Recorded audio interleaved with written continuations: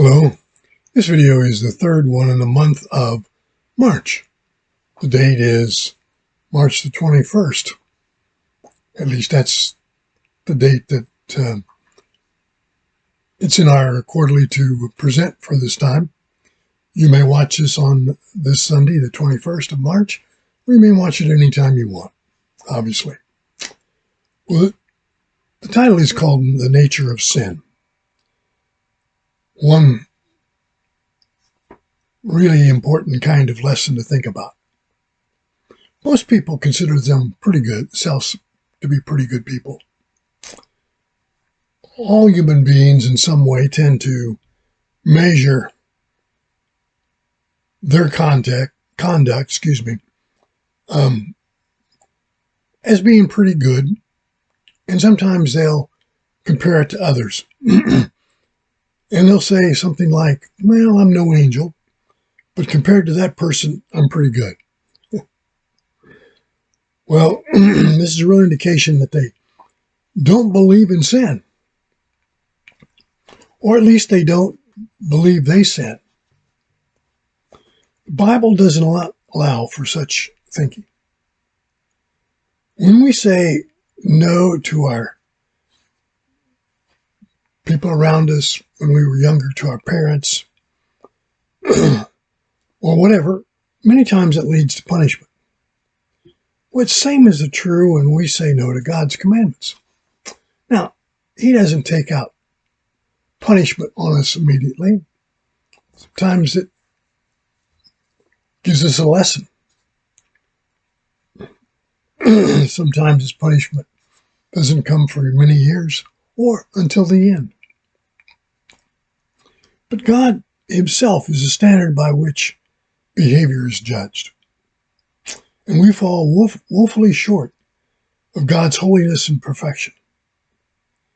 Even if we turn over a new leaf and attempt to do better, we fail to measure up. We're sinners, and on our own, we really can do nothing about it. Isaiah talks about this way back in the Old Testament. And that's the part of our scripture for this particular lesson. Isaiah 59. And let me read the first 5 verses of that chapter. Scripture. Surely the arm of the Lord is not too short to save, nor his ear too dull to hear.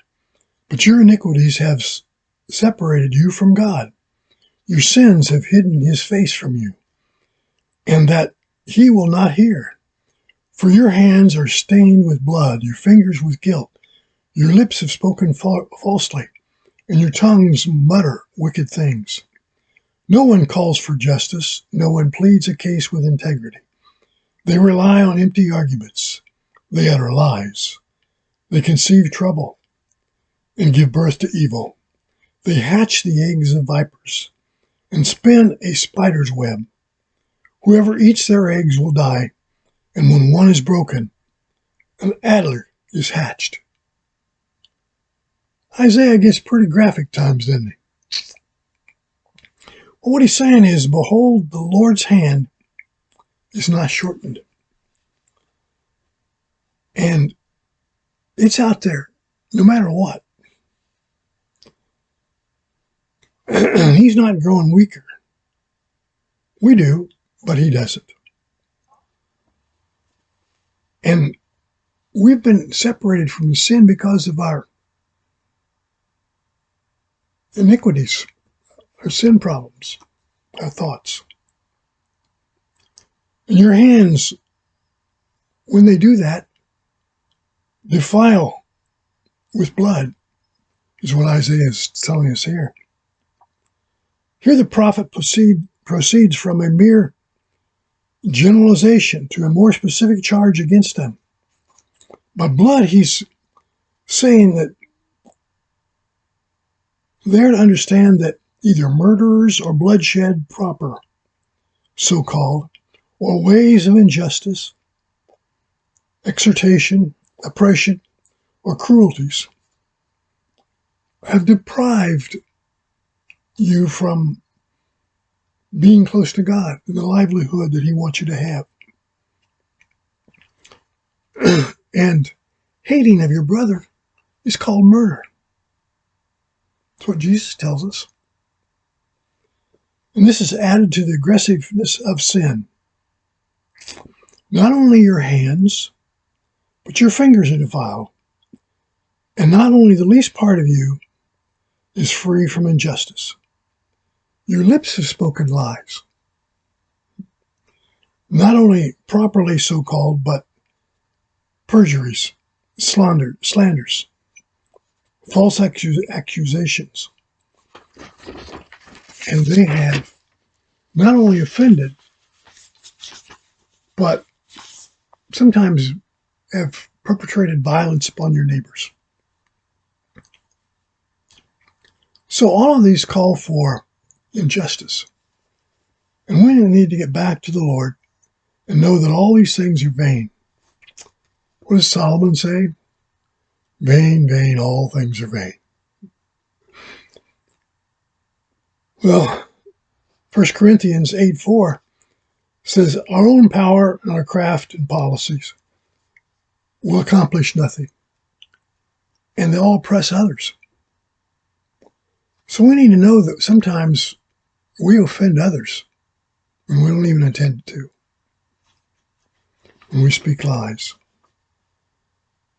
And Isaiah talks about hatching eggs of the vipers. And that our words are essentially hatching problems in life. And they weave the spider's web and let others get caught in it. It's the proverbial speech whereby it signifies that our plot, or the ones that we're talking about, weaves a wave of net, and it's catching, snaring others. It entangles them and traps them, and talks about he that eats their eggs. So what that really is saying is that when we do that and others violate it or come about and live by some of these things that we've said, it's the same as eating them, having them part of our lives. And then these words break out into falsehoods for others. They break out into vipers. That's the words that Isaiah is using, and that's what they mean here. Going on to Isaiah 59, verses 6 through 8, let me read Scripture. Their cobwebs are useless for clothing. They cannot cover themselves with what they make. Their deeds are evil deeds. Acts of violence are in their hands. Their feet rush into sin. They are swift to shed innocent blood. They pursue evil schemes. Acts of violence mark their ways. The ways of peace they do not know. There is no justice in their paths. They have turned them into crooked roads. No one who walks along will know peace. So, their webs will not become garments that can hide the things, in other words. So the point is, in comparison to lies, is they're useless. Just as spider's web catches people up, or the spiders, it can catch them up.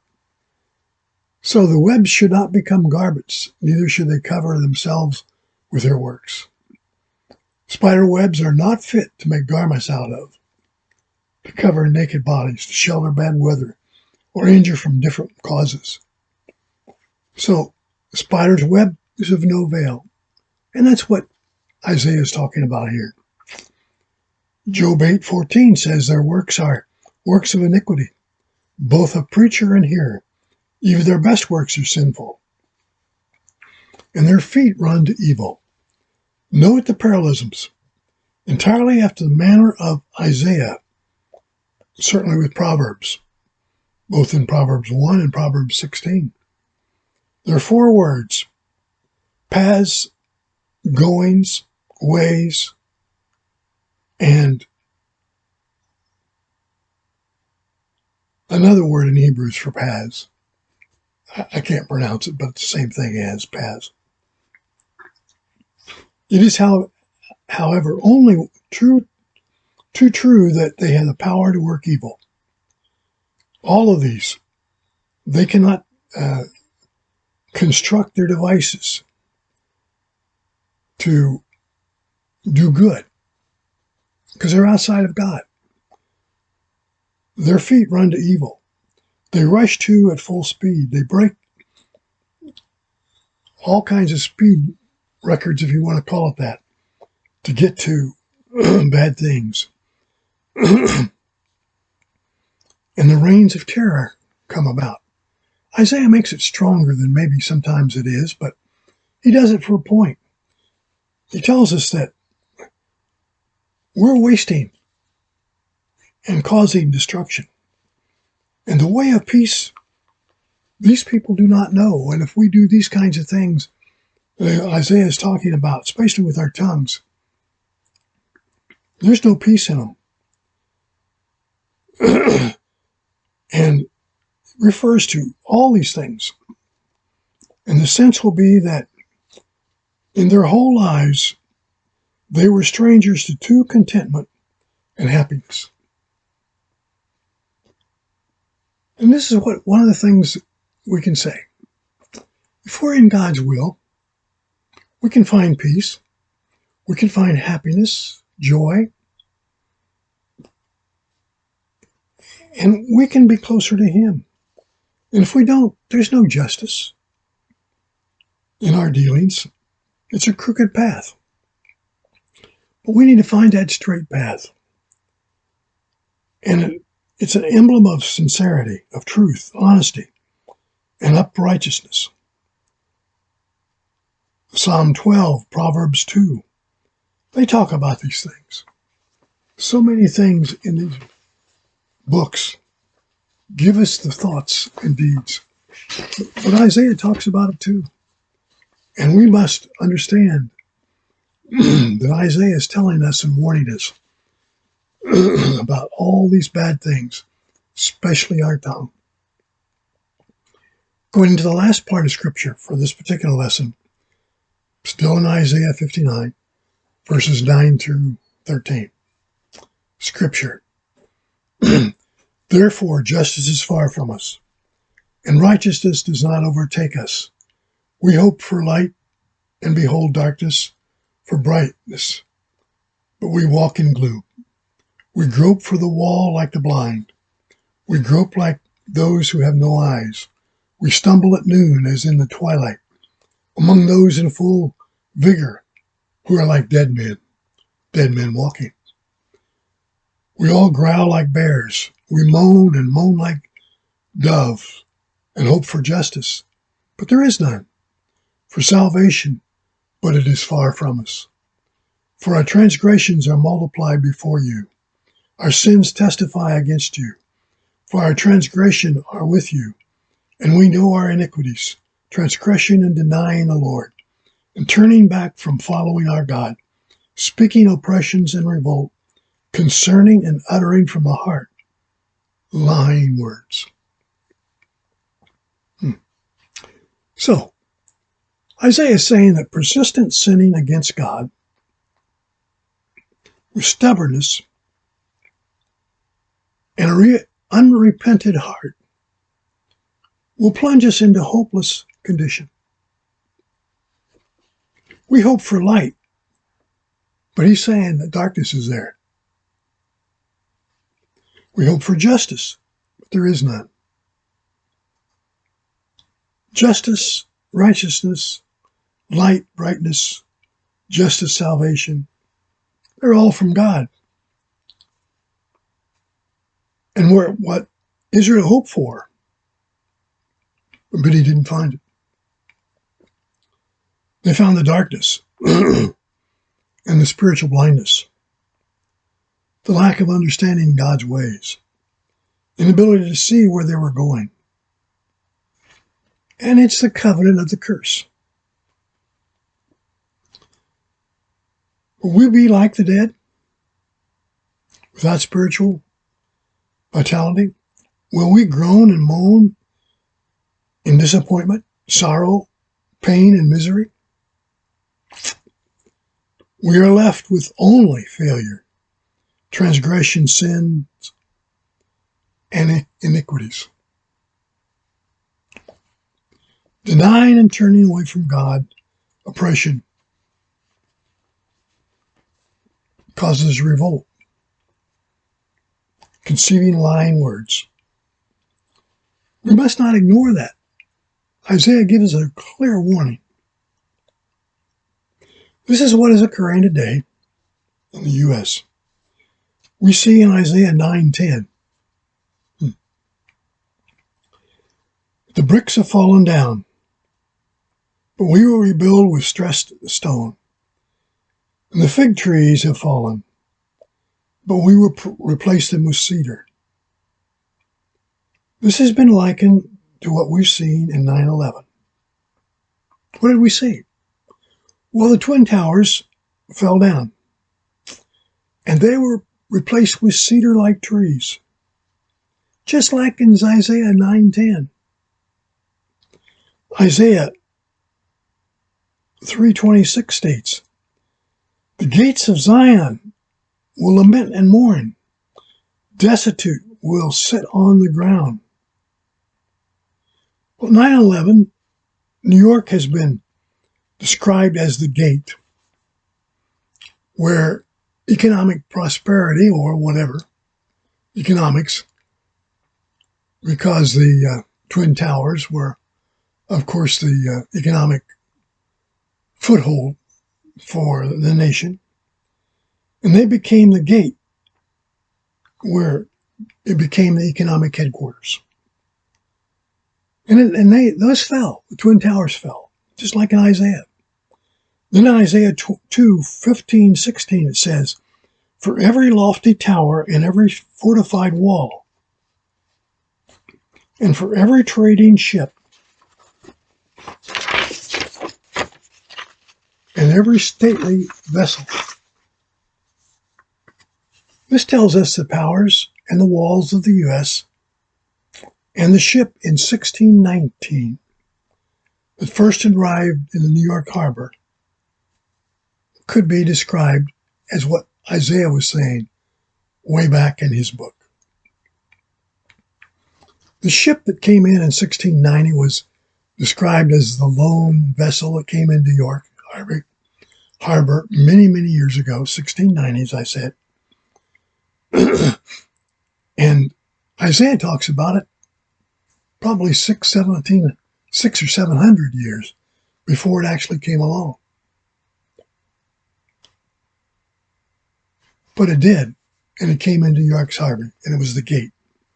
Then in Isaiah 30:25, the day of the great slaughter, when the towers fell, streams of waters will flow on every high mountain and every lofty hill. It seemed to again be predicting what happened in New York on September 11, 2001. This is followed by Jeremiah 49:22. What does it say? Jeremiah says, look, an eagle will swoop down, spreading its wings over Basra. In that day, in the heart of Edom's warriors will be like the heart of a woman in labor. Well, this is what happened when the terrorists from an area like Edom, the terrorists came from an area just like Edom. They swooped down in the U.S., took down the towers. And one of the planes that did this in September 11th, 2001, had a picture of an eagle on the back of the plane. Whoa. Jeremiah was telling us. So this was saying about this city. And he says, this is Jeremiah 32:36, going on again. We are saying about this city, old time city, but equating it again to New York, by sword, famine, and plague, it will be given into the hands of the king of Babylon, or into a ruler from afar. We have a virus. Is it a plague? Did it come from a fire? Is this what Jeremiah was talking about in 32:26? Don't know. I'm not trying to say it is for sure. But it talks about a plague. And that's what we have right now. All of these things seem to fall into a pattern. All of these various verses talk of a time when the Israelites were mired in sin and did not repent. The question has to be asked, is this a prediction for the U.S. as a warning, unless they repent and go back to be a nation that puts the Lord first? So these verses in Isaiah 59 are telling us about the persistent sin and the problem of the Jews. The sickness is the same for all generations, but so is the cure. Those call out to God will be rescued. We can't save ourselves. So is this a foretelling of what we're experiencing? What others have experienced? If you look back on Germany in the days of Hitler, he was trying to do some of the similar things. Of course, he didn't believe in God at all. And he was finally just destroyed. He didn't repent. Certainly, we can look at communism, even though sometimes it raises its head in various forms today. In Russia, it was stopped. It kind of came through in China, and it's still alive in some cases. But thankfully, God says we don't have to depend on ourselves to do it. But time goes on, and the question is going to be asked, will God wait for us to turn? Will he allow us enough time before the rapture comes, before the tribulation comes, and the second coming comes? And that's in the scripture, folks. It'll come at some point. When, we don't know. Is the U.S. about to be there? Or is it 100 years away? Let's close with prayer. Father, we thank you for this lesson. We thank you for the warnings that we get. We pray that we will repent as a nation. But first of all, we'll repent as individuals. We will find your love, your mercy, your grace, honor you, fulfill your commitment, your commandments, all your statutes, everything. That you'll be with us and guide and direct us. We thank you for the Holy Spirit being in with us. And Father, we just pray that you will guide and direct our thoughts and our mind. Thank you for all who listen to this, and they will come and listen to another one, because you're in them as the Holy Spirit comes in them. And I thank you for that. In Jesus' name, amen. Thank you for watching. Come back again.